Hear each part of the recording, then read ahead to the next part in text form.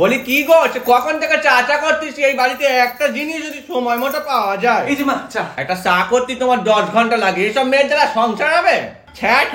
এটা চা হয়েছে না ড্রেনের জল? বাবা, আপনি ড্রেনের জলও খেয়ে দেখেছেন? কিছুই তো বাদ রাখেননি দেখছি। এই গুরুজনদের সাথে কি করে কথা কইতে হয় সেটাও কি তোমার বাপের বাড়ির লোক শেখায়নি? যা শিখিয়েছে আপনাদের মতো পাবলিককে হ্যান্ডেল করার জন্য যথেষ্ট। এই জন্যে কয় যা তা বাড়ির মেয়ে ঘরে তুলছিনি, এই জন্যই সংসারের এই অবস্থা। কি চাও তুমি? এই বাড়ির মান সম্মান সব ধুলাই গড়াগড়ি যাচ্ছ। উমা তাই নাকি? কোথায় কোথায় কোথায় পড়ে আছে বলুন, আমি এক্ষুনি এনে নারকেল চপটা দিয়ে ঘষে ধুয়ে মুছে দিচ্ছি। দেখো মুখ দেখো না মেশলের, কি চাও তুমি? হ্যাঁ, মুখে তো জামা ঘষে দিয়েছো আমাদের, আর কি চাও? হ্যাঁ তাই তো বলি, আপনার মুখটা কেন এত চকচক করছে? পরের দিন একটু হাতে পায়েও ঘষে দেবো ভালো করে। জামা ট্যান পড়েছে তো। শুনেছো কথা? শোনো মেশলে, এসব শোনার আগে আমি বিষ খেয়ে মরে কেন গেলাম না?